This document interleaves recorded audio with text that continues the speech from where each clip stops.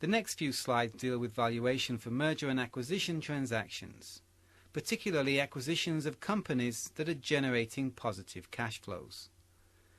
As we'll see in a later section, different techniques can be used to assess the valuation of companies that are in liquidation or in financial crisis. Companies that are generating sales revenues and profits are of course very interesting to corporate acquirers looking to grow their own revenues and earnings. With sales revenues, you can use the revenue multiple technique. With profits, the earnings multiple technique comes into play. As always, you can refer to comparable deals.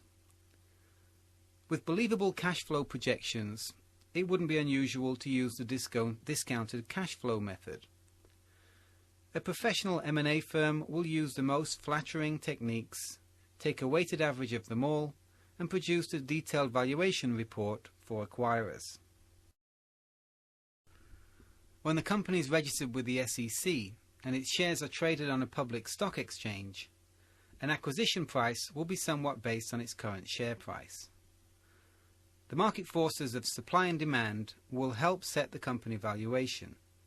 But this is not the end of the story. It's not unusual for an acquirer to pay a significant premium over the current stock market share price to take control of the whole company, rather than buy a small number of shares.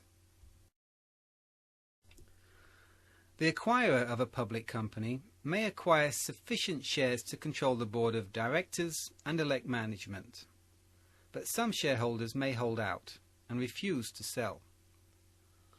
Once the acquirer has sufficient shareholding, these minority shareholders can be forced to sell their shares by law.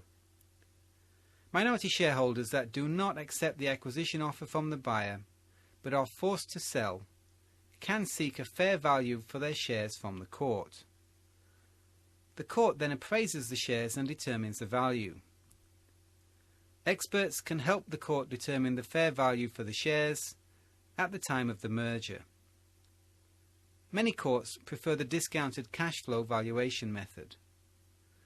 As we mentioned in the slide on the control premium, the buyer may be required to offer a premium over the current share price in order to buy the whole company, or sufficient shares to take control of the whole company. However, when assessing a court appraisal for minority shares, Delaware and other courts will not determine that the shares held by minority shareholders are lesser in value to shares held by controlling shareholders. The courts do not apply a minority discount in these appraisals. In a two-step merger, when the second step involves forced acquisition of the dissenting shareholders' shares, the value of the company with the synergies of the merger are considered. So the dissenting shareholders may resist the sale, but then participate in the benefits of the merger as a result of the court appraisal.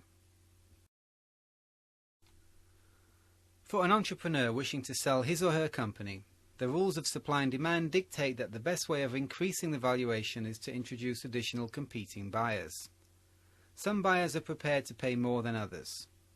A strategic buyer that's interested in the technology, the patents, the team, the distribution channels, and other components will likely pay a higher price than a financial buyer that's solely interested in the cash flow.